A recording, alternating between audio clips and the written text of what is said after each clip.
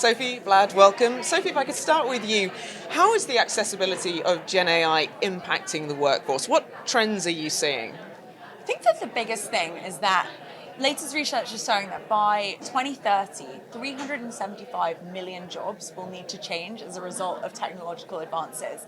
And we don't yet have a playbook to prepare the workforce for that.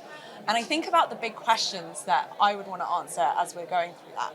Like one, how do we ensure that we are being equitable and that price is not a barrier for who gets to enter the workforce or who gets to win with these changes. The second is how do we keep pace and actually ensure that we are teaching the right skills when particularly Gen AI is evolving much faster than we as humans are able to.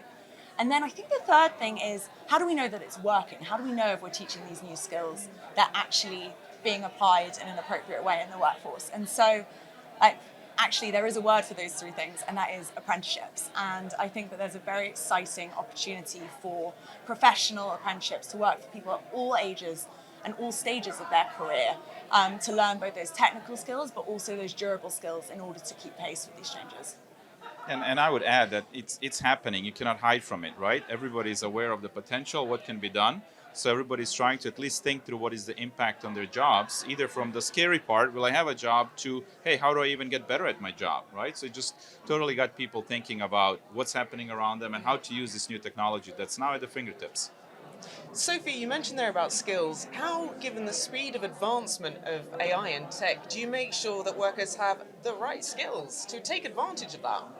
We so often focus as a society on hard skills, discrete skills that you need in order to be a software engineer or be a data analyst. But we so often overlook durable skills, which are really the skills that enable someone to adapt, to thrive, to progress. And so as I think about keeping pace and ensuring that our workforce is enduring and prepared for this next stage of the future of work. It's about striking that balance between the discrete and the durable and actually helping people become what we call T-shaped individuals so that they have a broad set of skills but also can go very deep in a specific specialism. Vlad, given all the fears over job losses as a result of AI and Gen AI, how do you reassure workers that they still have value in your company? Yeah, so first of all, it's not going to happen overnight, right? It's becoming accessible, but there's so many rules and changes we need to make and put in place for it to actually be relevant in a day-to-day setting. That being said, everybody should use this as an opportunity to learn new things, right? So if you're even a little bit geeky and want to learn new things, there's no better time than the current time, right? So this will help you be better at your jobs, faster at your jobs. It will probably many times even open up new things that you didn't think are even possible. Yeah, I completely agree. And the one thing I'd add to that is actually I get very excited about the role that Gen AI can play as sort of a partner in the workforce. And so actually not just how can my admin tasks be automated, but how can I partner with, ChatGPT or others in order to accelerate my thinking?